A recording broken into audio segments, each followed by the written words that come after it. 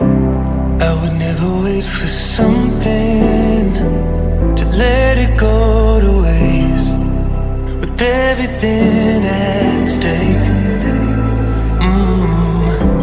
not that I would take it all back.